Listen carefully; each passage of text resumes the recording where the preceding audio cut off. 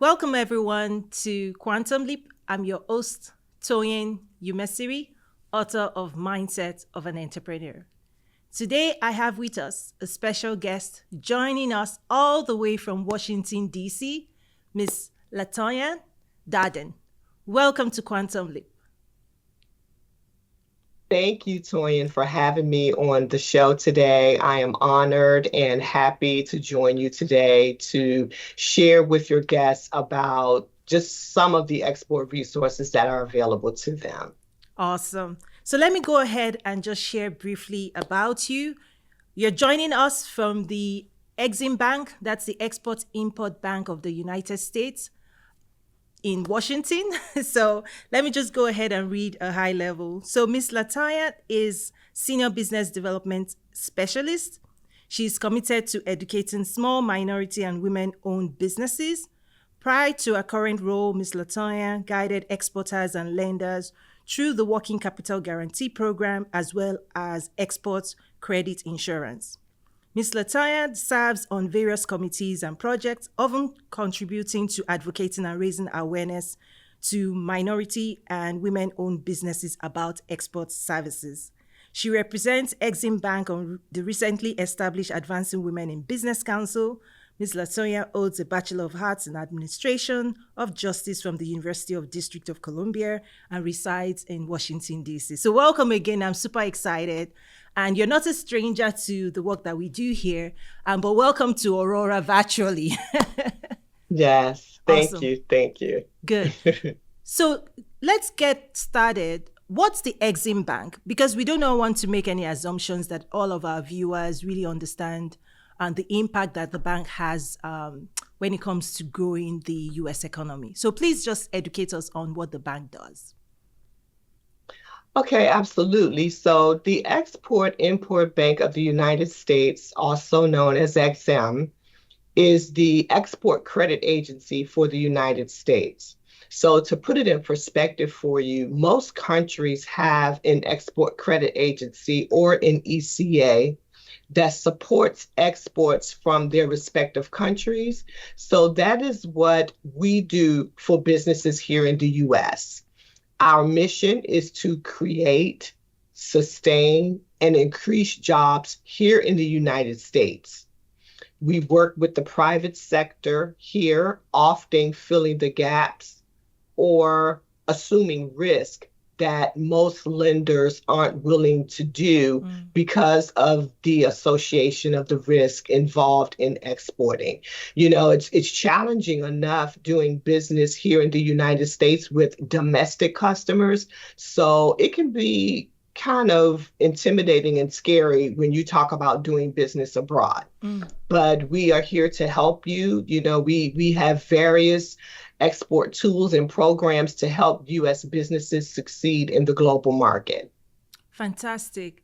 And so there's opportunity for US businesses to expand internationally. And because to your point, there's increased risk to exporting outside of the US. And part of the programs and resources your bank offers is to de-risk, right? To be able to Yes. manage the risk, minimize the risk. And so pretty much the US government is saying, we want to encourage you to expand US exports, and we're here, we'll come along your side to make it successful.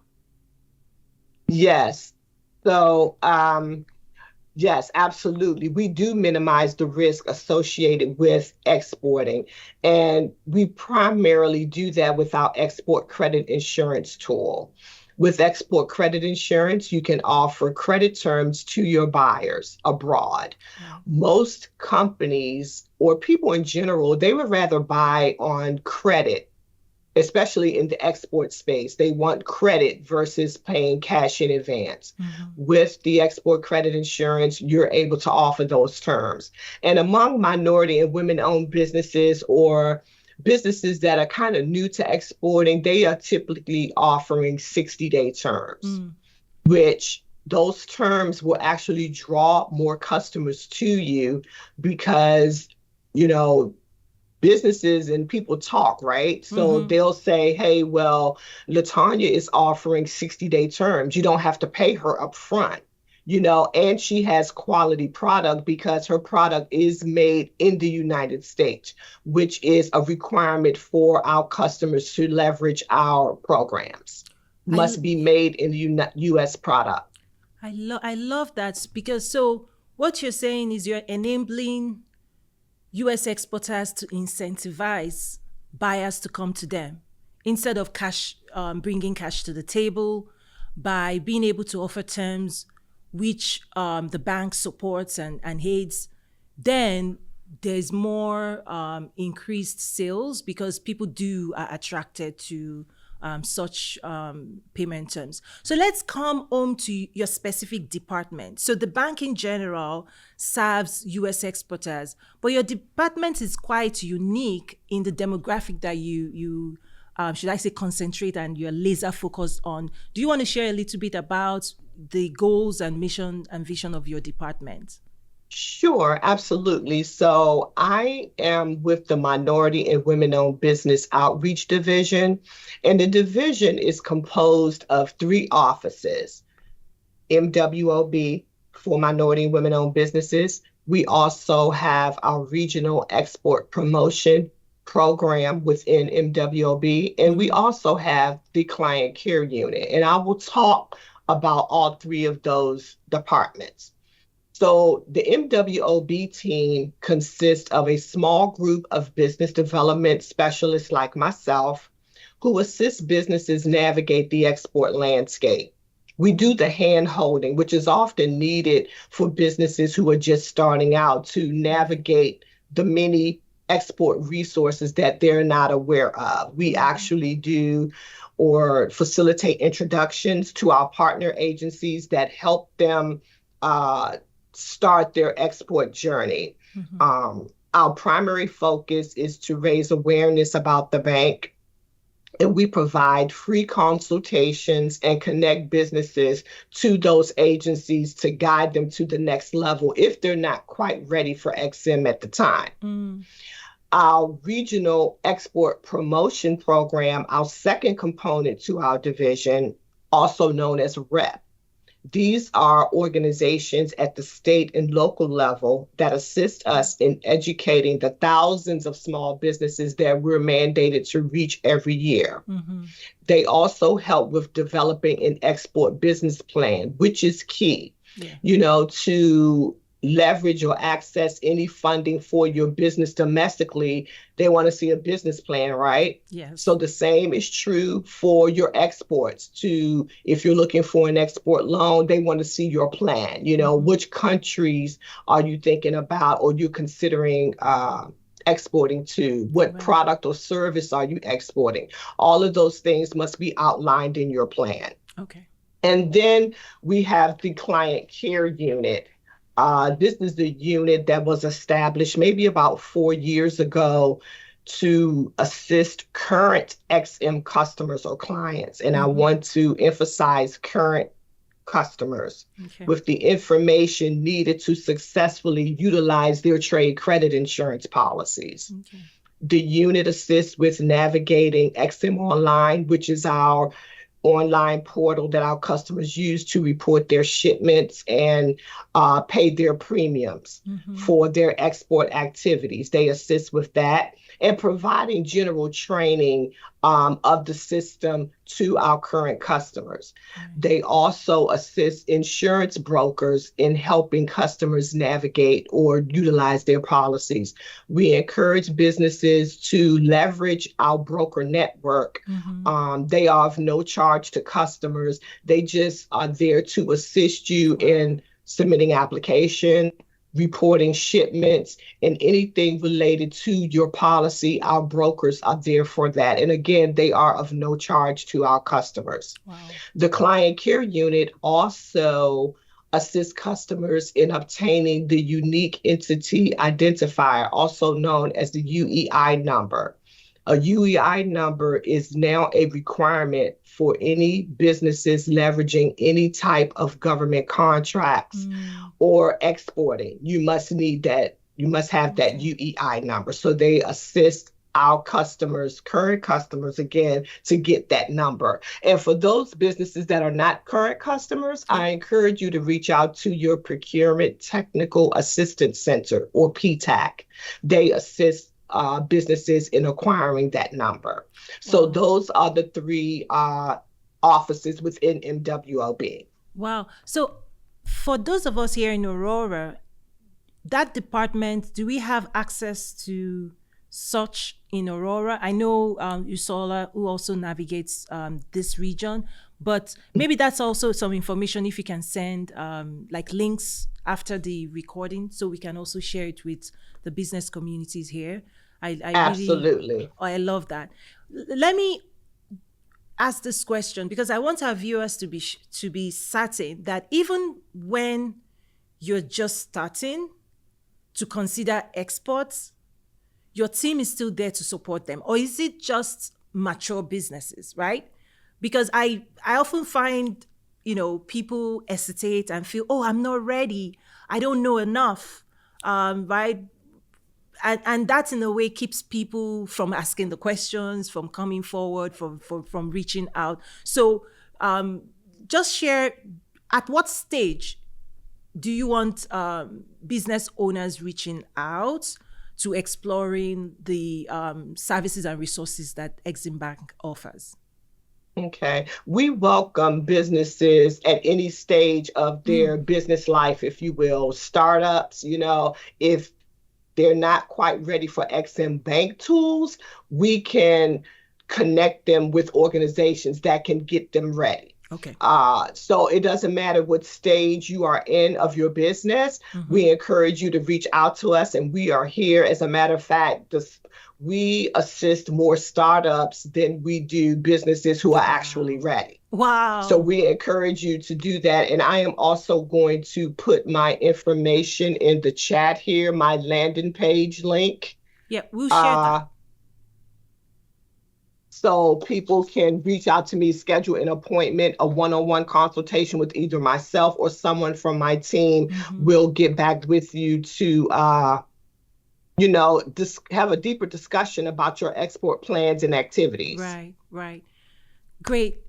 Let me also ask, when you think about what's going on around the world, are there countries that US exporters can export into? Are there countries and regions they need to avoid? Where can they find those type of information? Okay, so good question. So on our website, I believe it's under the resources tab. If you go to xm.gov and under the resources tab, there is a country limitation schedule. There you will see what countries XM is providing cover in and where we're not. Mm-hmm. We are open in over 150 countries, however. So when you're starting to consider exporting, I encourage you to visit our website and the schedule so you can determine what requirements are needed to start selling in a specific country. Right, right. Okay, that's great. And from your experience, what would be best practices that new exporters need to consider so they don't make the same mistakes that maybe you've seen over and over again? Yeah, well, hold on. First of all, don't be shy or don't dismiss receiving support from XM because you think you're too small. You could Mm, be, say, a business with no more than 10 employees, mm. or maybe 5 employees, but we have supported exports as small as $2,000. So don't think that Wow. you're too small to receive support from XM. That's Okay, that's good. the first point. The second point is don't dismiss partnering with another business who Mm, may have stronger financials or they may have more experience in a certain mm, sector or with a product, mm-hmm. you know. Also attending events such as this. We have webinars. I encourage everyone to subscribe to our webpage to stay updated onto the various webinars that we have that are free of charge. That's how you can network with other businesses who are like-minded. Right. They are just gathering information, or they could be an experienced exporter that's selling the same product or a similar product that you're considering exporting. So don't give up. It is not something that happens overnight. Anything worth having, it's a process. Anything that's quick gain, it may not last so long, Right. if you will. You know what I'm saying? I get it. So don't get discouraged. Contact us. That's why we're here, to maintain that contact with you. Another website that I encourage our listeners to subscribe to is trade.gov. That is administered by the Department of Commerce. They have a plethora of resources and events that are often free as well, that you can attend and actually learn more about what the role that the Department of Commerce plays in the export landscape. They play a vital role. They have staff here nationwide, but they also have boots on the ground in the foreign countries, that actually vet buyers for U.S. businesses. So I encourage you to subscribe to their website and exim.gov. Wow. Thank you for that. So I want to dive a little bit deeper into the role of an exporter, or the identity of an exporter. Does a U.S. exporter have to be the manufacturer? The person exporting, do they have to be the one that manufactured the goods? No, they don't. However, they must have possession of those goods to export them. Okay. So they could buy from a domestic manufacturer, okay? Yes. But they are ultimately selling the products abroad. That is the only requirement. As long as the product is manufactured here in the United States, that is one of the requirements to leverage our trade credit insurance or our other programs. Yes. Absolutely. Because again, the goal is to increase jobs here in the United States. So if it's made here, that's XM's way of increasing jobs. Absolutely.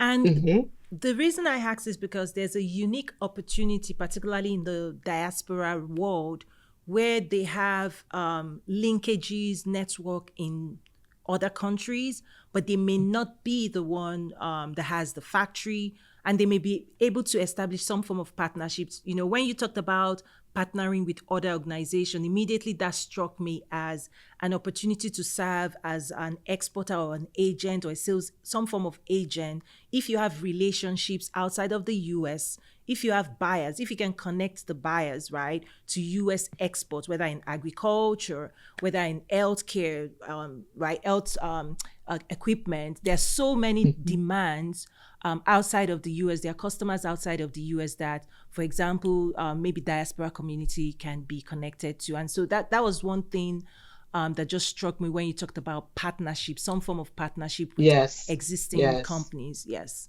Great. Great. And another point I'd like to make too, if you are a company and you are supplying a company here domestically, ask if your product is ultimately being exported, because if so, you qualify to apply for the working capital loan. That is an indirect export. Wow. Okay. Let's break that down. Okay. Okay. You have a product and you're supplying it to a company, and then maybe it's a component of a bigger product for that company, and that product then leaves the US. Correct. You've what got you're it. saying Yes. is, So that is an indirect export. And so the US supplier to a US supplier are eligible to apply for a working capital loan. So your business, you can get funding because your product is ultimately leaving the US, even if local banks they cannot access local banks. What you're saying is because they are ultimately leaving the US, your bank can help them. This is deep. This is really good. This is good That is stuff. correct. So Yes, that is correct. they And can, another point yes. I'd like to make, so for our working capital loan guarantee Mm-hmm. program, we have lenders that we work with that are on Yes. our website, right? Mm-hmm. But say you have a relationship with your bank, but Yes. you want to leverage XM, you can have your bank submit application directly to us and we will underwrite it here. Wow. Yes. And so we will provide the guarantee to your lender who is not necessarily a delegated lender This that is we good. work with. This is fantastic. We'll definitely be sending people your way. Yes, yes. I look forward to it. I love it. I love, just seeing people's eyes and they get to thinking when I'm talking, it's like their mind, the light bulb is going off, because they are hearing all of this information and they weren't aware Right. of the possibilities. Exactly. They That's weren't okay. Yes, ma'am. Go on. No, no, no, no. I was just going to say, they weren't aware of the possibilities. And that's why we're here, to think of ways that we can make it work, not just, turn them down from the onset. No, Mm-hmm. you haven't been in business long enough. No, your product. No, we're going to find ways to make it work. Like I said, if it's not with us, we are going to make connections to other organizations who could get them started and stay in touch with them. Yes, and truly, I think this is what's commendable about. I mean, over the years as we've connected, you're not a stranger, like I shared with the work that we do in our communities. That the level of determination, commitment, service, the heart behind the mission of what you guys do is just world class. And I think your team, the work that you do, is really a safe space for those who just want help, who just need support, who just have questions, and the Yes. encouragement your team continues to offer is just commendable. So thank you for that.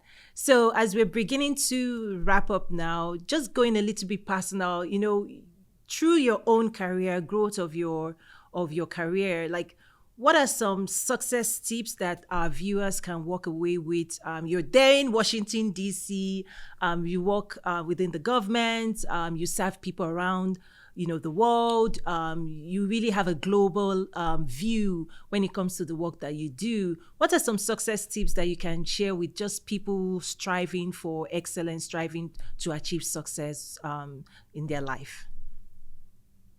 Oh, good question. One thing that comes to mind is I fear. Don't be fearful. Don't think Mm, that you cannot do it.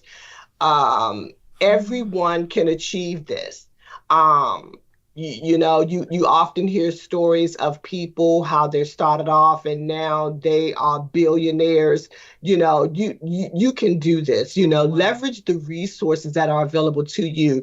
No question is dumb. In fact, the dumb question is the one that's not asked. Mm, So, don't be afraid, and all of these resources, your tax dollars has already paid for them. They're of no charge to you. Like the mm, consultations we offer, they're free of charge. If you go to a company, they charge, right, for the knowledge that we're giving you and for free. right, right. So take advantage of that. I love that. Take advantage of that. Particular, Absolutely. yes, And then also, yes. to be a successful exporter, continue to educate yourself. It's Mm-hmm. so much out there. You're not going to learn everything from one TV show or one webinar. Continue to Crucial. attend and Yes. make yourself available. A lot of times, if you're not available, register anyway, and you will get the recording a lot of times. Right. So just continue to educate yourself, reach out to us. We're here for you, and we love it. Me and my team, we love talking to the businesses, making the connections for them and getting them to think another way that they Yes. hadn't thought of before. Yes. So it's show up, right? Show up, ask questions. Do not be Yes, afraid. You never know, yes, right? You never know. yes, Not yes. And asking network, questions. network, network. Network. Yes, yes, yes, yes. Wow. Any parting words as we wrap up today's show? And thank you so much for all the nuggets of information. Thank you so much for saying yes. And I also look forward to, having you in person. I know we work some things Yes, out later in the yes, year. yes. But what are your I'm looking parting forward to words that. for us here in Aurora? Um, just, keep moving forward, don't think that it's unattainable. Utilize your resources. Reach out to myself. Attendees reach out to Toyin. She knows how to get in touch with me. Or Toyin may have the answer, that you're seeking. Just leverage the resources that are available and keep moving forward. Fantastic. Wow. Thank you so, Keep the so much faith. again. Thank you for today's Yes. show and joining us from Washington, D.C. And again, I hope we can have you here in person and host you here as well. So thank you, Yes. everyone, for I look joining forward to it. this week's episode of Quantum Leap. I'm sure that you've taken notes and you're ready to explore expanding to international markets. I'll see you again next week. Bye.